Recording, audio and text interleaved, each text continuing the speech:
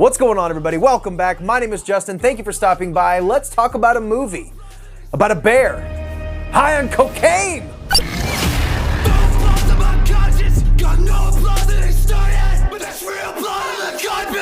So folks, how you doing? I hope everybody's having a fantastic day. Today, we're here to talk about this crazy movie, Cocaine Bear. Now, this is the third feature film to be directed by actress and director Elizabeth Banks. We can do it in the...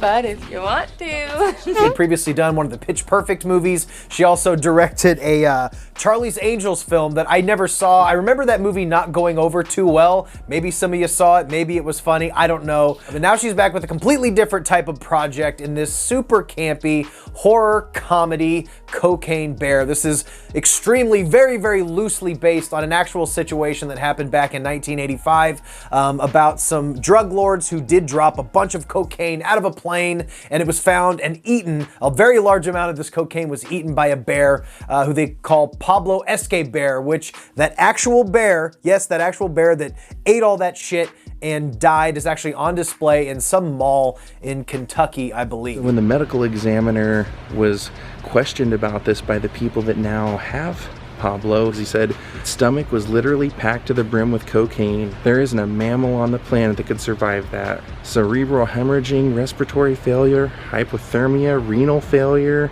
heart failure, stroke, you name it, that bear had it. What actually happened is the bear came upon this cocaine, consumed a crazy amount of it, and basically his organs just exploded and he died, I imagine, fairly quickly after consuming the cocaine. But this movie, Cocaine Bear, kind of reimagines what could have happened in the space between this bear consuming this cocaine, possibly being alive and going crazy for a certain amount of time before dying.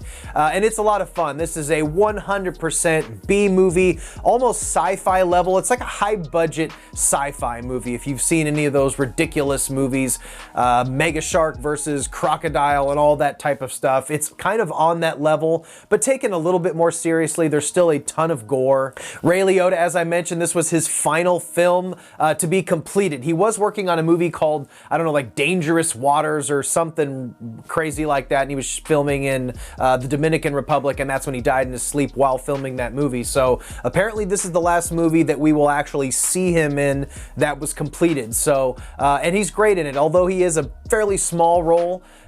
He was good. Kerry Russell, as always, is fantastic. She's really good in this too. The movie kind of centers around her and her daughter and a couple of other various characters in this small town. It's a very kind of confined movie that all takes place mainly in the woods and a couple of other locations. What I really enjoyed about this movie is pretty much what you see in that trailer is what you get in this movie. There is just enough story and emotional kind of weight with Kerry Russell and the daughter character, but the setup is extremely basic, and this is basically just a quick setup to get this bear killing people and ripping arms off and all that type of shit, and that's what you get. At the beginning of the movie, we see this dopey drug dealer guy. He's in a plane, and he's dumping these bags. I don't know what's going on. I guess the plane's going down or something, and he's just dumping all these bags of cocaine in this known spot where drug dealers dump cocaine. I don't know. And he goes to jump off the plane with his parachute and bonks his head, knocks himself out, and he just falls out of the plane.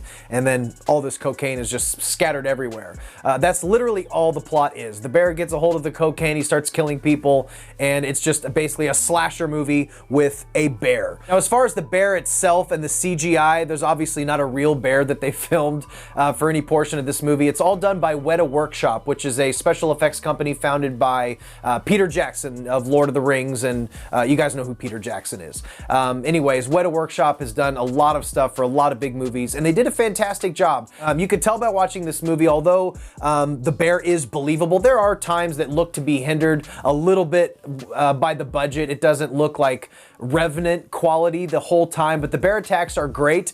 There is some good on-screen gore. I did read that Elizabeth Banks actually pulled a couple scenes of gore because she wanted to focus more on the story and the emotions. I could have used a little bit more gore. There is some flying limbs and body parts, but you never really get that satisfying, like, on-screen, carnage, but you do get some blood and guts. There's a good scene towards the end that gives the gorehounds a little bit something to work with. But the bear is effective. It's scary. There's some tense scenes. It is basically a comedy, but there's just enough suspense and some of those scenes to get your blood pumping to where it's not just your everyday sort of blah thriller. I had a great time with this movie. I would say if it's available to you, if you can go see it in a theater, go support it in the theater, because it's a wacky idea that got a fairly wide release, and we love to see that. We love the weird shit coming to the theaters and doing well. I know as I was reading more about this movie, Elizabeth Banks says she's open to a sequel. There's been a lot of talk about Cocaine Bear versus Shark or something weird like that. So maybe this will spawn some kind of crazy like Sharknado franchise. Who knows? It just depends on how well it does. I imagine if they do any sequels, they'll go straight to cable or something. But there's not really much else I can say about this movie. It's very basic. There's 2 minutes, literally a 2-minute setup where the guy dumps the cocaine out, the bear eats the cocaine, and that's the movie.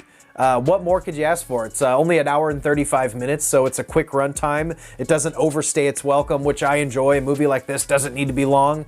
I could say if I had to critique it at all, it would be the runtime. I think you could have still trimmed off about 10 minutes off this movie, made it about an hour and 25 minutes, and it just would have flown by, because it does get a little laggy towards the end, towards the third act there, but other than that, it's a very satisfying movie.